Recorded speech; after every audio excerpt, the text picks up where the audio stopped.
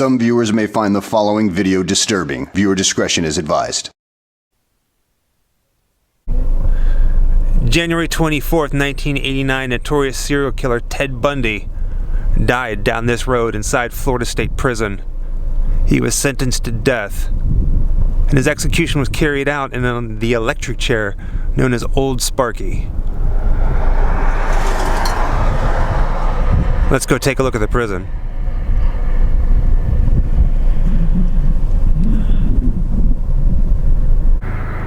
Basically, we're out here in the middle of nowhere, up in northern Florida.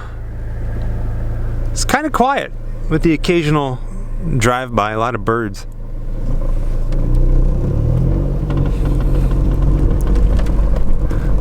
So, here's the deal. We cannot stop here on the property. It is state property. We stopped and we asked, and they said, no, you can't do it. So we're going to do a drive-by.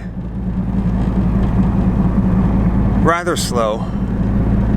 But we're going to get up to the point where if you were to, we're going to show a news clip of back then, 1989, whenever Ted Bundy was executed outside this prison. And we're going to try to stop really close to where the news cameras were.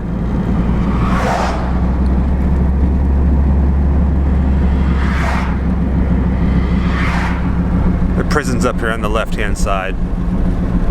So the officers kindly said that we cannot stop on the property and film, but they can't stop us from filming here on 16, State Route 16. All right. Let me zoom in a little bit. So there's the prison.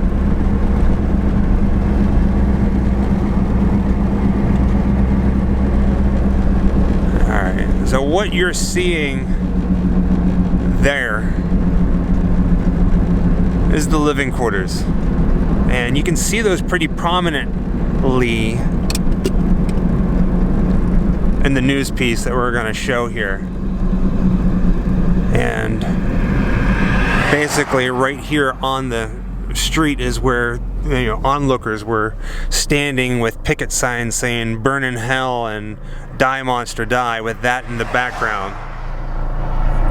You'll be able to see that formation as well. We're going to get up a little bit further. To the right, there's a little watchtower. Because it's the watchtower and the living quarters to the left that make the landmark. It's the distance between the two of those. There was what seemed like another watchtower, possibly what they see, the one in the background.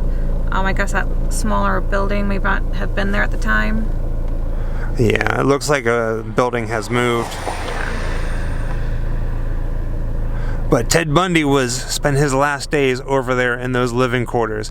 And I have no clue. Let's see, there's a big building right over there in the center of the screen. I'm guessing that might be where Old Sparky is. And we can talk about the fact that this whole community wanted to see this man killed. Ted Bundy's death sentence has indeed been finally carried out. The 42-year-old serial killer died strapped to the Florida electric chair. The hearse carrying Ted Bundy's remains pulled out of the Florida State Prison less than half an hour after he was executed this morning, and crowds of protesters let out a big cheer. Theodore Bundy was executed at 7:16 this morning in the electric chair at Florida State Prison. He was executed for the murder of 12-year-old Kimberly Leach of Lake City, Florida. As you know, he was also under sentence of death for the murder of 2 young women in Tallahassee.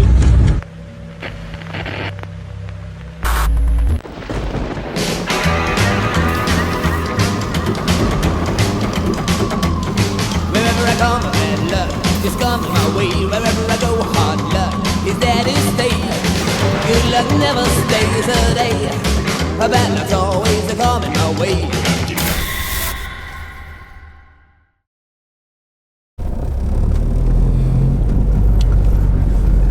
These power lines through these trees. I've never seen that. So right now we are in search of the prison cemetery. It is unmarked. There's a couple well-known, notorious graves that we're looking for. That is cool. I've never seen that before. And by all purposes, the prison is over there by the water tower. But according to GPS, the prison cemetery for Rayford, Florida State Prison, is down this road. So right now we're just kind of driving around trying to find where this is. Hoping, fingers and bones crossed. Yeah, so we're at the back of the prison. Yeah, it has a website. The prison's right back there. Find a grave and stuff. It just doesn't give a location.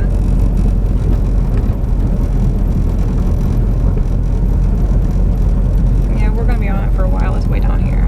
Alright. So we're going way back. We got traffic coming, I think, or just people working. I don't know. Got some sort of training thing over here. It's almost military. Oh wait, is that it? That's it right there. Oh. That's the prison cemetery. It is 2019, which marks the 30th year, the 30-year anniversary of the execution of Ted Bundy, January 24th, 1989. And we are driving through Florida, the northern part of Florida, pretty much from Jacksonville through Tallahassee, following the exact footsteps that Ted Bundy did when he was here leading up to his execution. Now, Ted Bundy, when he was executed in the electric chair, he was not buried here in the prison cemetery, which is what we're standing in right now. He was actually cremated and his ashes were scattered. But we came to the prison cemetery for two reasons. Yes, we are doing a video on Ted Bundy, but there are two other serial killers buried here. The prison is right there, and just behind it is the prison cemetery. And at first I was a little scared, thinking that this cemetery safari was going to be a little hard tracking down these guys because every single one of them looks alike. But they are in chronological order of the time that they died, which means, and we already found this before I turned on the camera, Otis Toole. Does that name ring a bell?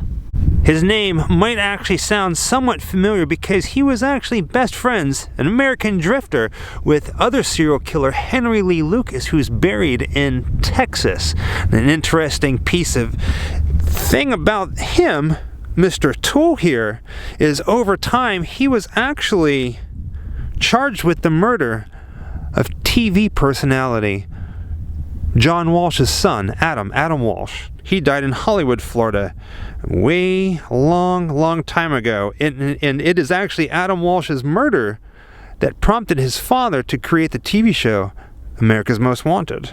The other infamous serial killer that is buried here is a guy by the name of Danny Rolling. And you might not know that name, but you definitely know the movie that his killings inspired. Popcorn. You making popcorn? Uh-huh. I only eat popcorn at the movies. Well, I'm getting ready to watch a video. Really? What? Oh, just some scary movie. You like scary movies? Uh-huh. Serial killer Danny Rolling was known as the Gainesville Ripper, and his murders were pretty spot on to how they happened in the movie Scream. He is buried right here. His nameplate has been removed for whatever reason, but chronological order, this stone slab, and right there is the final resting place of Ghostface himself. Well, Ghostface is the Hollywood spin on it, but the guy who inspired the movie Scream, that's it, right there. Florida State Prison, Gainesville Ripper, Danny Rolling. I recently learned that there is actually a name for people like Jessica and I and what we do. It is called a grief tourist. I kind of like that. Now, I do want to point out, and I'll always point this out every time we make a video, that in no way are we trying to be disrespectful. Instead, I mean, of course, this is damaging times in people's lives and sad times, and we visit these locations as a way of creating awareness. But it is very interesting. I mean, the darker side of humanity and the things that human beings are capable of. It's like driving past a car accident. You stop, you have to look. You just have to. It is part of life. It is history, no matter how sad or brutal or maddening it may be. But it's life. It's grim life.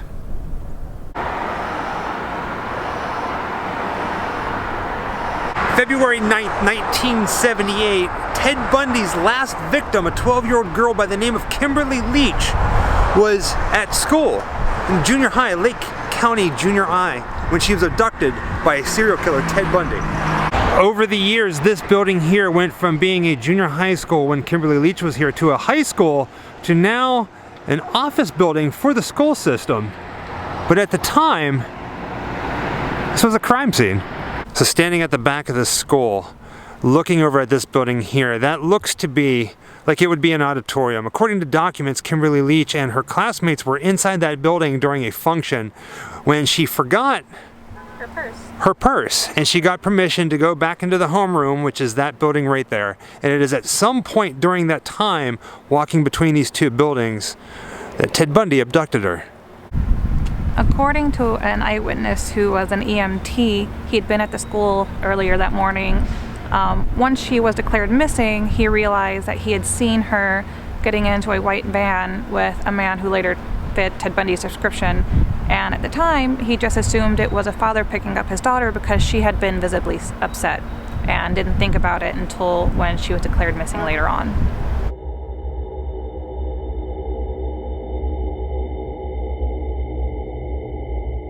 Our Ted Bundy trek here in northern Florida pretty much follows one road from Jacksonville to Tallahassee. And right in about the center, you'll find Swanee River State Park. And that is where we are here, in the middle of nowhere.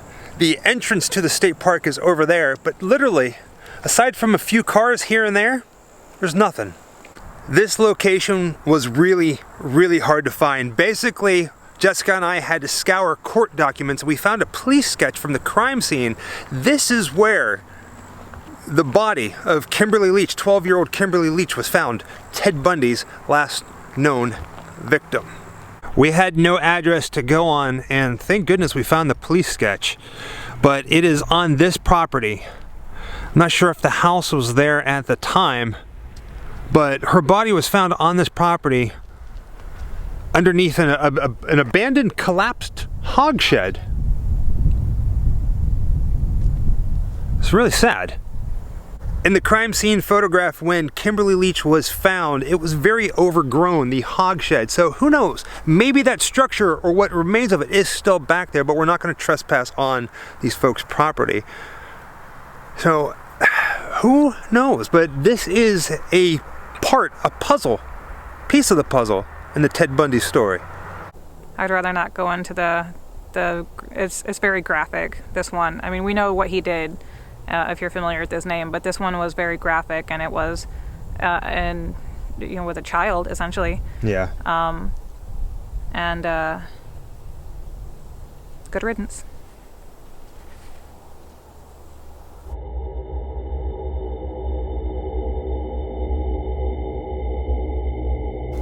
So we checked out the entire cemetery, and as it turns out, Kimberly Leach is actually buried right up here in the front.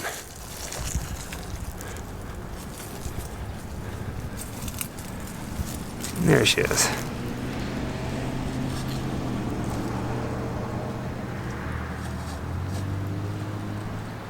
That's a nice little tombstone.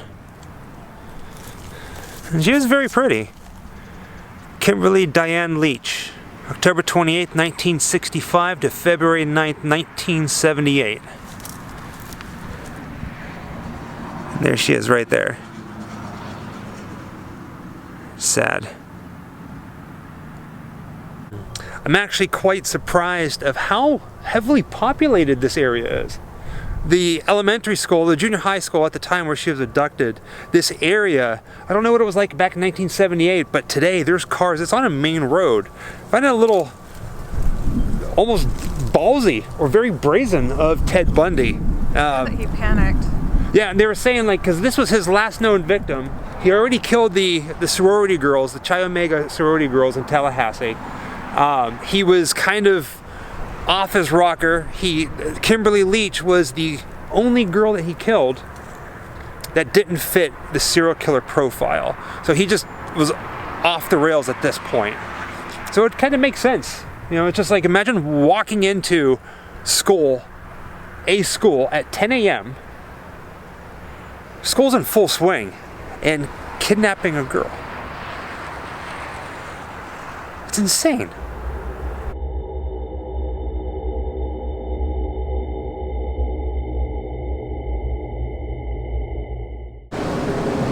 Believe it or not, the History Center here in downtown Orlando has something on the inside about Ted Bundy and the Kimberly Leach trial, so let's go check it out. This museum here is actually quite amazing, but what we have come here for is on the 3rd floor in the courtroom. Ted Bundy was put on trial 3 times here in Orlando for murder. One of those times was for the death of Kimberly Leach. Now this courtroom isn't the courtroom that it happened in. In fact, it's not even a replica, but there is something here that is rather unique to the Ted Bundy trials. Set up like an actual courtroom over here at the defendant table where Ted Bundy would have been sitting under plexiglass is a signature, a carved signature that says Ted Bundy. So the real question is this carving, this signature, real? Did Ted Bundy actually sit at this table and do this? It's kind of crazy, right? I mean, it has to be real, it has to be legit after all. It is inside a museum, but here's the thing. There's no documentation, no pictures, nothing proving that it is real. But just in case, the museum put a piece of plexiglass over it to protect it. I do want to point out that as the police were investigating the crime scenes, they did find a few times Ted Bundy's name carved into trees. So is this the same thing? Is this the work of a serial killer or of a copycat? What do you think, Jessica? Do you think the carving is real? Do you think that's really Ted Bundy's name with his signature? I mean, it looks close to the photographs I've seen of his name carved in the trees near his previous victims, and the rumor is that it occurred during the Kimberly Leach trial, and I believe in that trial he was representing himself, so he wouldn't have been watched as closely maybe with his activities at the table. So that's greatly possible. I would imagine that if you're there with attorney, you know, where I think previously he would have been shackled as well, it would have been a lot harder to do, and they may have said, hey, knock that off, or, yeah, I don't know. You know, 50-50 chance you're right.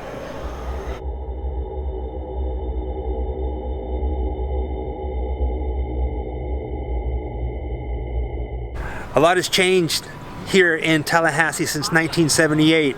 We found where Ted Bundy lived, in the boarding house. It was called the Oaks. It is no longer here. It is burned down, and guess what? It really is not that far from where he committed the murders.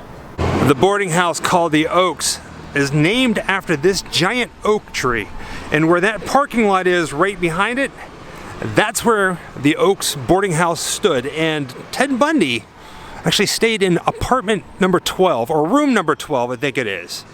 Quite honestly, I'm not surprised that this is not here anymore. And a lot of times, in a lot of cases, whenever there's something to do with something so tragic or horrendous, similar with John Wayne Gacy, Pogo the Clown, the community chooses is happy to see it go. Either they demolish it, or once it's gone, they're like, let's not bring it back. Let's just sweep it under the rug, so to speak, and a way to forget. And then we come along and make a silly little documentary about it. But it's history. It's, whether it's good or bad, it's history. Ted Bundy had lived here at the Oaks rooming house just shortly after he came to Tallahassee, apparently the first week in January. He used the name Chris Hagan and said he was a graduate student from Ann Arbor, Michigan. When Bundy left here last week, he was 6 weeks behind in his rent. He'd left the day after a Tallahassee paper published a psychological profile of the Chi Omega killer, a profile that matches Bundy in some ways. The car he was driving was stolen from a block near the rooming house. Frightened co-eds at Florida State University in Tallahassee walked a class in groups today while detectives tried to track a man who slipped into a sorority house early yesterday and murdered 2 women. David Dick reports. The killer struck first at the Chi Omega Sorority House. Police say he simply walked in through an unlocked door. They say he was armed with a heavy oak log. He clubbed and then strangled to death 20-year-old Lisa Levy and 21-year-old Margaret Bowman. At least one of them was raped. Then he brutally beat 3 more sleeping co-eds, Karen Chandler and Kathy Kleiner. The campus here is absolutely beautiful, and I find myself keep saying that a lot. And I think it's mainly because I'm in awe, or kind of, I'm not really sure what it is, that something like this can happen in such a beautiful place. Yeah, disturbed. At the juxtaposition. Right? So, we're walking up to the Chi Omega house where Ted Bundy's not last victim at all, but his, not even on that night. The craziest story, some would say, in the Ted Bundy story, so to speak. It's because of what happened inside this sorority, the Chi Omega house here at the Tallahassee, Florida. When it was all said and done, how many people were attacked? 3, 5? That night, 5. 5 people.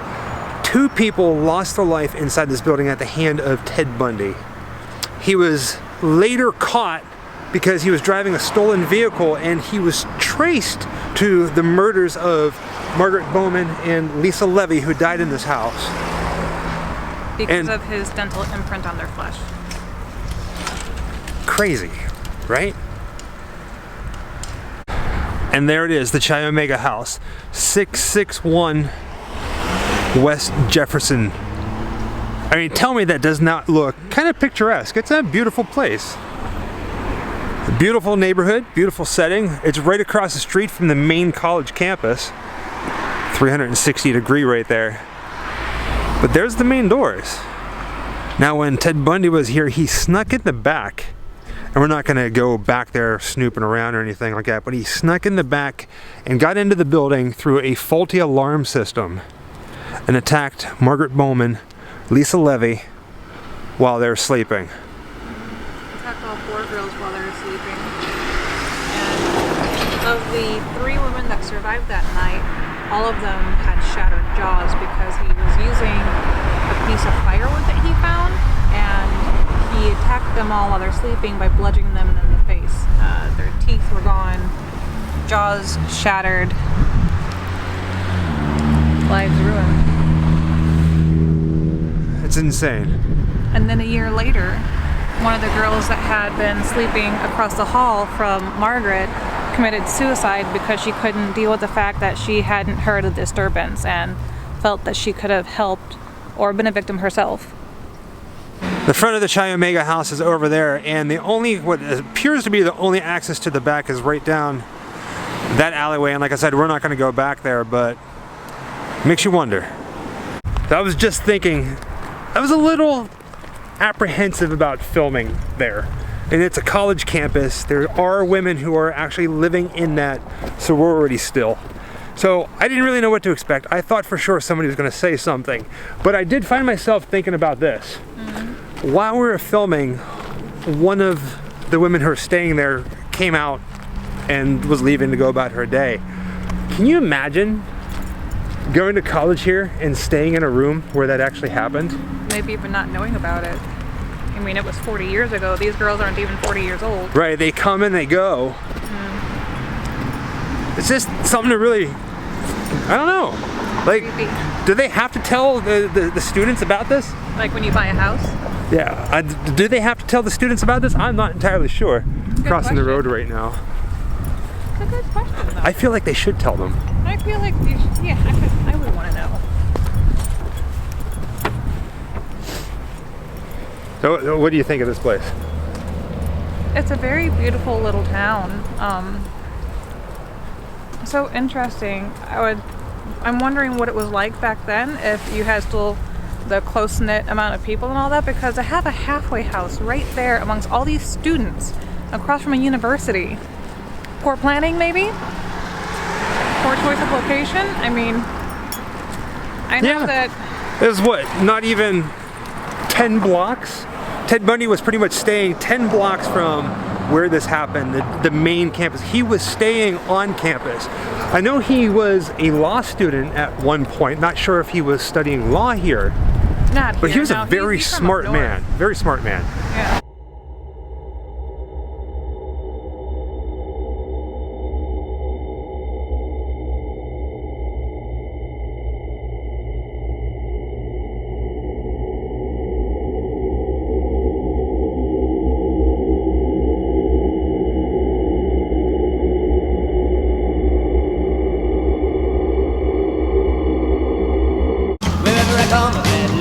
is coming my way. Wherever I go, hard luck is there to stay.